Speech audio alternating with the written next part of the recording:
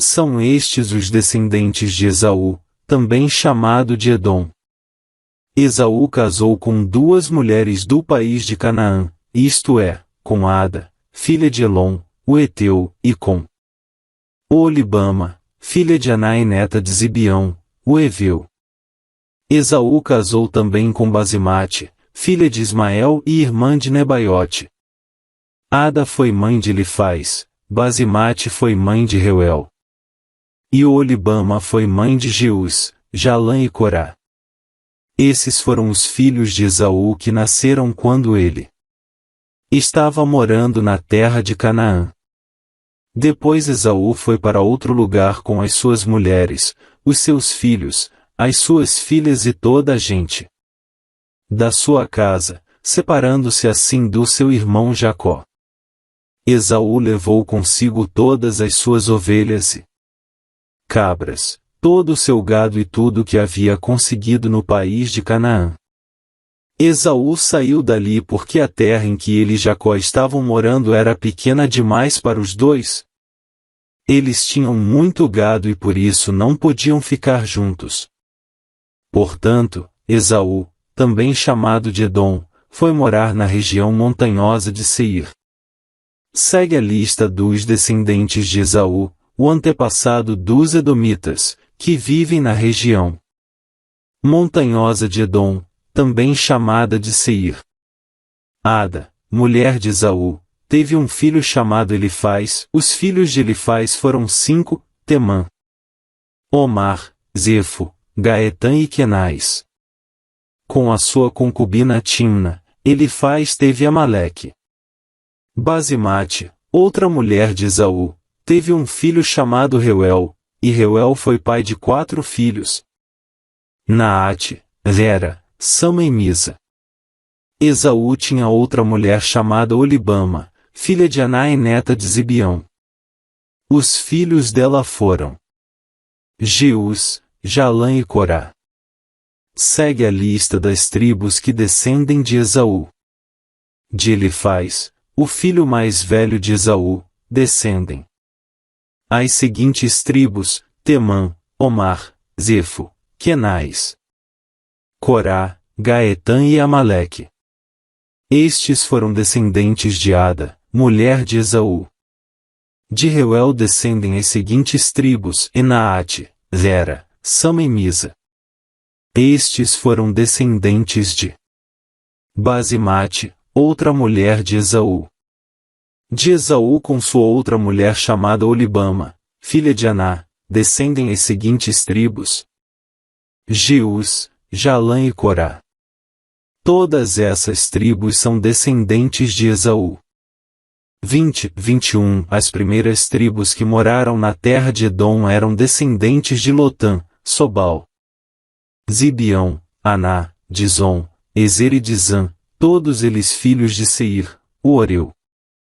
21. As primeiras tribos que moraram na terra de Edom eram descendentes de Lotã, Sobal, Zibeão, Aná, Dizon, Ezer e Dizã, todos eles filhos de Seir, o Oreu. Lotã foi o pai dos grupos de famílias de Hori e de Omã. Lotã tinha uma irmã chamada Timna. Sobal foi o antepassado dos grupos de famílias de Alvã, Manaate, Ebal, Cefo e Onã. Zibeão foi pai de 2 filhos, Inaías e Aná. Este foi o Aná que descobriu as fontes de água quente no deserto, quando estava tomando conta dos jumentos do pai. Aná foi o pai de Dizon, que foi o pai dos grupos de famílias de Endã, Isbã, Itrã e Querã. Aná também foi pai de uma filha chamada Oholibama. Ezer foi o pai dos grupos de famílias de Bilã, Aavã e Acã. Dizã foi o pai dos grupos de famílias de Uz e Arã. São estas, portanto, as tribos dos Oreus na terra de Edom, em Lotã, Sobal, Ibião, Aná, Dizon, Ezer e Dizã. Os seguintes reis governaram a terra de Edom, um depois do outro, no tempo em que Israel ainda não tinha rei. Belá, filho de Beor, da cidade de Dinaba. Jobabe, filho de Zera, de Bosra. Uzã, da região de Temã. Hadade, filho de Bedade, da cidade de Avite. Ele derrotou os midianitas numa batalha na terra de Moabe. Samlá, da cidade de Masreca. Saul, de Reobote do rio Eufrates. Baal-Anã, filho de Acbor. Hadade, da cidade de Paú, o nome da mulher dele era Metabel, filha de Matred e neta de Mi. Zaabe. De Esaú vieram as seguintes tribos edomitas: Timna, Alva, Getete, Oolibama, Elá, Pinom, Kenais, Temã, Mibsar, Magdiel e Irão. A região em que morava cada uma dessas tribos recebeu o nome da sua tribo. Ester. Capítulo 6. Naquela mesma noite, o rei não conseguiu pegar no sono, então mandou buscar o livro em que se escrevia o que acontecia no reino e ordenou que os seus funcionários lessem para ele. A parte que leram contava como Mordecai tinha descoberto o plano para matar o rei, plano este preparado por Bigta e Teres, os dois eunucos que eram guardas do palácio. Aí o rei perguntou: que homenagens foram prestadas e que prêmios foram dados a Mordecai por ter feito isso? Nada se fez a esse respeito, responderam os funcionários. Justamente nesse instante, Amã entrou no pátio que ficava ao lado dos quartos do rei para lhe pedir que mandasse enforcar Mordecai na forca que ele, Amã, havia mandado construir. O rei perguntou: quem está no pátio? É Amã, responderam os servidores. Mandem que entre, ordenou o rei. Amã entrou, e o rei lhe disse: eu quero ter o prazer de prestar homenagens a um certo homem. Diga-me o que devo fazer por ele. Amã pensou assim: quem será esse homem a quem o rei tanto quer honrar? É claro que sou eu. E Amã disse ao rei: mande trazer as roupas que o senhor usa e também o cavalo que o senhor monta e mande colocar uma coroa real na cabeça do cavalo. Então entregue as roupas e o cavalo a um dos mais altos funcionários do reino e ordene que ele vista as roupas no homem que o senhor deseja honrar. Depois, que ele leve o homem, montado a cavalo, pela praça principal da cidade e que diga em voz alta o seguinte: é isto que o rei faz pelo homem a quem ele quer honrar. Então o rei disse a Amã: vá depressa, e pegue as roupas e o cavalo, e faça com o judeu Mordecai tudo o que você acaba de dizer. Ele costuma ficar sentado na entrada do palácio. Não deixe de fazer nenhuma das coisas que você disse. Amã foi, pegou as roupas e o cavalo e vestiu as roupas em Mordecai. Depois levou Mordecai montado a cavalo, pela praça principal da cidade e disse em voz alta: é isto que o rei faz pelo homem a quem ele quer honrar. Depois disso, Mordecai voltou para a entrada do palácio, enquanto que Amã, envergonhado e triste, correu para casa, escondendo o rosto. Contou à esposa e aos amigos tudo o que tinha acontecido com ele. Então ela e os seus amigos, que eram tão sabidos, disseram: e você já começou a perder a luta com Mordecai. Ele é judeu, e você não vai ganhar de jeito nenhum. Você vai perder na certa.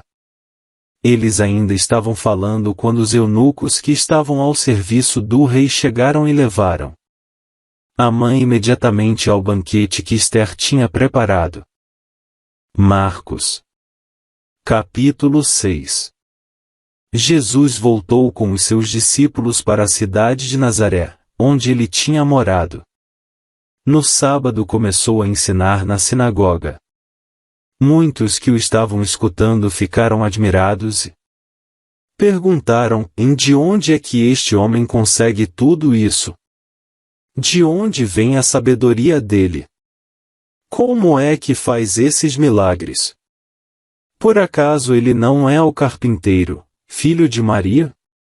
Não é irmão de Tiago, José, Judas e Simão?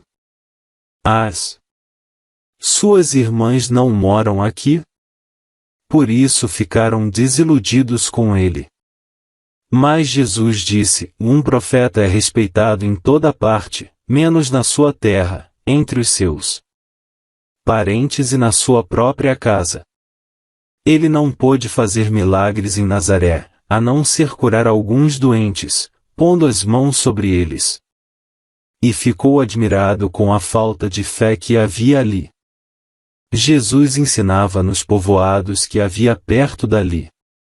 Ele chamou os 12 discípulos e os enviou 2 a 2, dando-lhes autoridade para expulsar espíritos maus. Deu ordem para não levarem nada na viagem, somente uma bengala para se apoiar.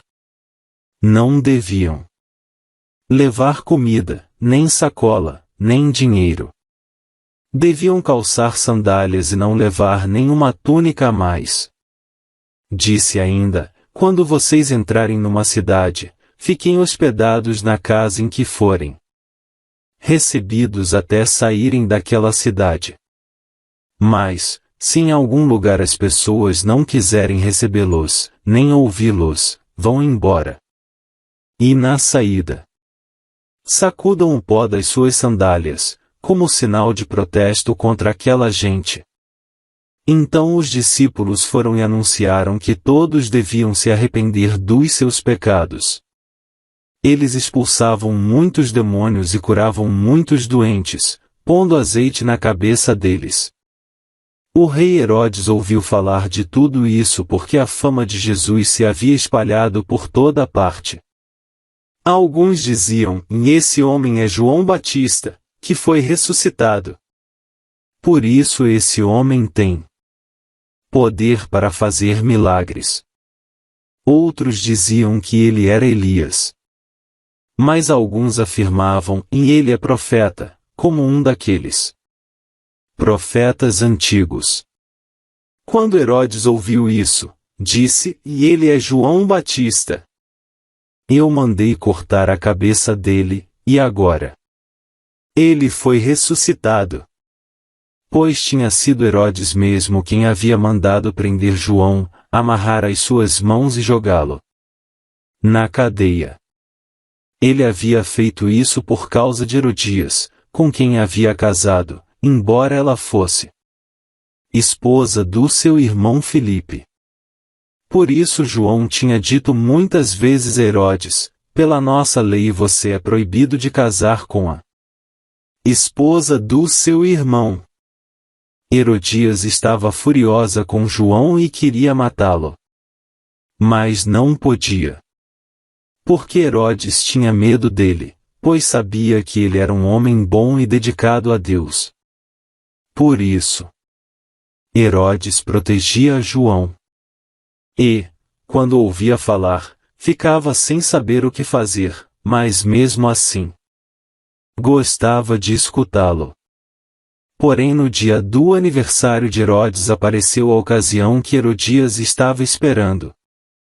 Nesse dia Herodes deu um banquete para as pessoas importantes do seu governo e altos funcionários, chefes militares e autoridades da Galileia. Durante o banquete a filha de Herodias entrou no salão e dançou. Herodes e os seus convidados gostaram muito da dança. Então o rei disse à moça: peça o que quiser, e eu lhe darei.